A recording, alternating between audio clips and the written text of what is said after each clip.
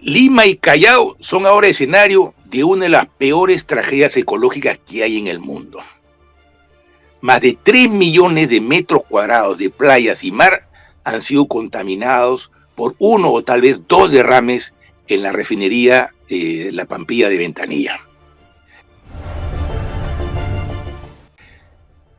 Se han asesinado miles, decenas de miles o cientos de miles de animales y se ha generado un tremendo problema social, pescadores sin empleo, y se ha contaminado el mar, lo que va a significar la contaminación de muchos productos marítimos, porque el mar con petróleo va a ser absorbido por el plancton, por los choros, por los mariscos, por los pescados que van a terminar en la mesa de los limeños tan adictos al ceviche y al pescado. Esto es una tragedia tremenda. Y recordémonos que Lima y Callao, juntos, son la única metrópoli que supera los 11 millones de habitantes en el Pacífico americano. Y que Lima es una de las 4 capitales de Occidente que tiene más de 10 millones de habitantes. Entonces es una tragedia descomunal. Inclusive, al parecer se ha extinguido una especie de nutria que solamente había en esta región. Se han afectado a 3 reservas naturales. Y la cuestión es la siguiente. ¿Qué hacer frente a Repsol? Bueno, al principio resulta que ni la señora Keiko Fujimori, ni Hernando de Soto, ni Acuña decían nada, porque claro, la Repsol había financiado la campaña de Keiko. Y después a los 10 días aparece Acuña diciendo ¿por qué el gobierno no hace mucho? O sea, sale su silencio. Y bueno, lo que debería hacer el gobierno es la inmediata nacionalización de Repsol. Muchos dicen, hay que renegociar los contratos. No, hay que nacionalizar Repsol. Y lo que esto demuestra es que ha sido todo un escándalo el problema de las privatizaciones que hizo Fujimori. Porque la Repsol fue comprada a precio muy barato, que realmente en las ganancias por 1, 2 o 3 años se recupera el precio que han comprado la refinería y La Pampilla. Y se demuestra que la mayoría, sino todas las privatizaciones que hizo Fujimori fueron remates y donde gran parte de ese dinero no favoreció al pueblo peruano y en parte fueron a cubrir las arcas personales de Fujimori, Montesinos y su entorno. Entonces se debe revisar todo el plan de privatizaciones y se debe revertir las privatizaciones. Repsol debe ser nacionalizada. Y hay que decirlo claramente, nacionalizada. Y yo no estoy de acuerdo con el presidente Castillo cuando dice, bueno, tenemos que seguir atrayendo la inversión extranjera, y el ministro de Economía, Pedro Franque, dice, pedir sanciones a Repsol no significa que no queremos la inversión extranjera. Uno puede pedir la inversión extranjera, pero eso no significa que no se va a nacionalizar una empresa que era de los peruanos, que cuando era parte de la Petroperú no hizo ese tipo de derrames, y que si estuviese en manos del Estado y estuviese bajo control de la gente que trabaja ahí, un control democrático, participativo, esto no hubiese ocurrido. Entonces, se plantea ahora toda una discusión sobre si es correcto o no las privatizaciones que se hicieron en la época de Fujimori. Y todo esto se da en el marco cuando el Congreso, en vez de decir, bueno, vamos a pedir la renacionalización de Repsol, el Congreso dice, ¿saben qué? Pedimos que no se pueda dar ningún referéndum en el país si el Congreso no lo aprueba, por más planillones que la gente firme, y con eso están sellando la constitución de Fujimori, hecho durante una dictadura, para apoyar las privatizaciones que se han dado. Cuando lo que justamente se demuestra ahora es que esa constitución ha ayudado a este tipo de derrames. Y ojo, que esta no es la primera catástrofe ecológica. Hay cerca de 7.000 catástrofes ecológicas en la costa, en la sierra, en la selva, derrames que inclusive son peores que los que tenemos porque son a más largo alcance, pero no se toma muy en cuenta porque no afectan a Lima, que es la tercera parte en términos de habitantes del Perú. Entonces se plantea todo un debate sobre si que eran correctas las privatizaciones o si es que hay que renacionalizarlas. Y más que nunca se requiere una asamblea constituyente ahora para eliminar la constitución que permitió los casos como la Repsol.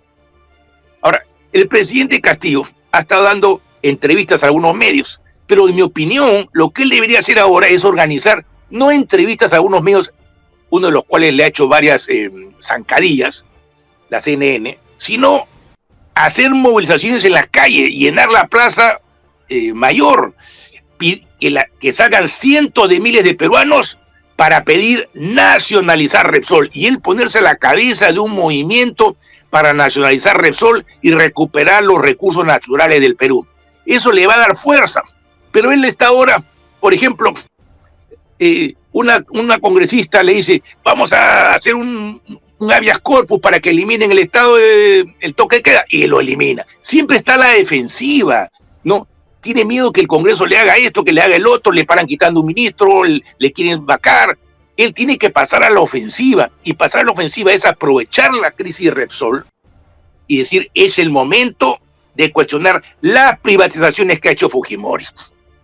Y cuando Nicolás Lucar le pregunta al presidente si él estaría de acuerdo con un indulto humanitario a Fujimori, lo que tiene que decir el presidente es, Fujimori es culpable de este derrame en la Repsol y no ha devuelto los miles de millones de dólares que se llevó del país. Y eso es lo que hay que discutir, ¿cuándo va a devolver ese dinero? Él y su familia.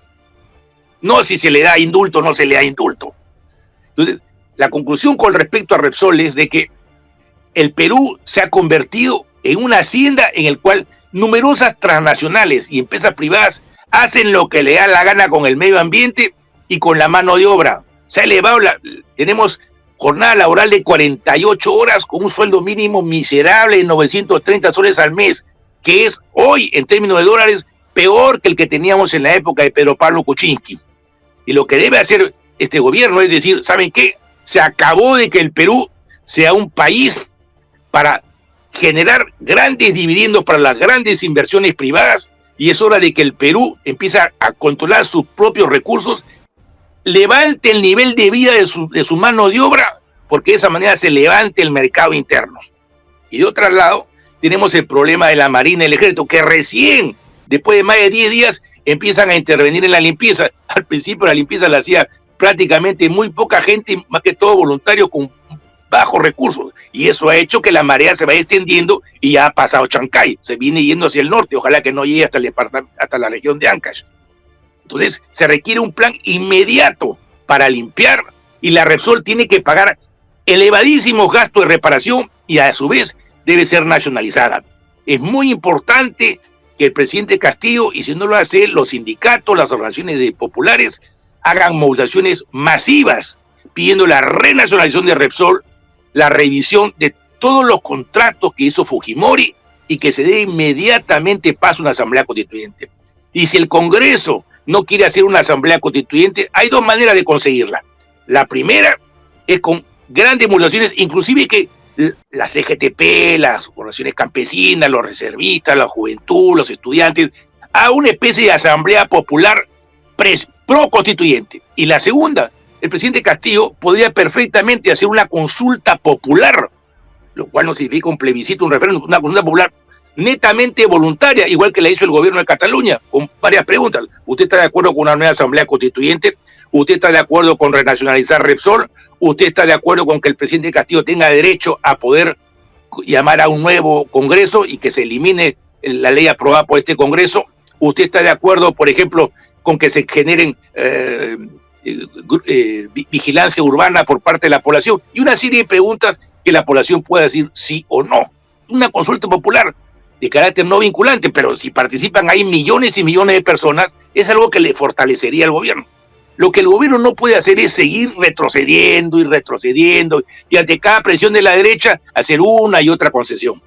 Es el momento de que tenemos que replantear todo el programa de privatizaciones que se hizo durante la dictadura de Fujimori y plantear que se empiecen a renacionalizar y a recuperar recursos estratégicos. No vamos a tener gas, luz, telefonía y servicios básicos a bajo precio mientras no hay una política de renacionalización. Y renacionalización no significa comunismo, significa una manera de desarrollar un capitalismo, pero en función del mercado interno. Mi nombre es Savigio, soy politólogo, economista y historiador. Si te gusta este video, compártelo.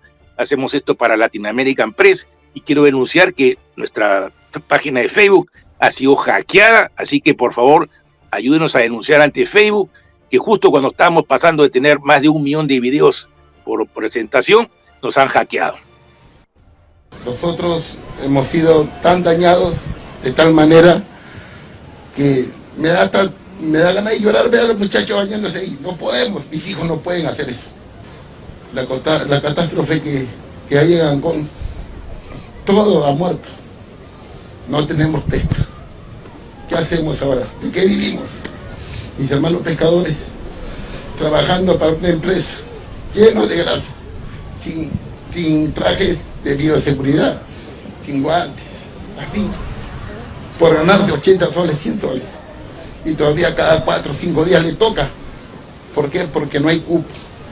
¿Qué es eso? Usted no llega allá donde debe llegar. El ministro de Producción tampoco no llega. Llega para poner multas. Llegan para quitarnos los pescados que están en veda. Llegan para medirnos nuestros pescados para ver si qué tamaño es. Y no llegan cuando de verdad lo necesitamos. ¿Qué es eso? La directiva de la Asociación de Pescadores de Ancón le invita a usted que vaya con decreto de urgencia. Tiene que ir, porque usted, cuando hizo su campaña, dijo que se iba a acercar a los pobres, a los que necesitaban. Nos necesitamos ahí, para que vea el daño. Están limpiando solamente las playas que se ven, pues, como decir, se limpia los ojos. Tenemos muchas playas. Desde donde se derramó el petróleo hasta la punta de Chancay es nuestra zona de pesca. 180 kilómetros de pesca de Ancón. La gente está de hambre. Todas las mañanas tengo que pelear con mis pescadores para un cupo de trabajo, para que se manchen de grasa. Se pelean entre ellos. ¿Para qué? Para llevar un pan a su casa. ¿Qué nos pasa? ¿Dónde están las autoridades? Los gobiernos pasantes han sido indiferentes al pescador artesanal, porque toda la vida hemos sido mirados con indiferencia, toda la vida nuestros pedidos han sido postergados.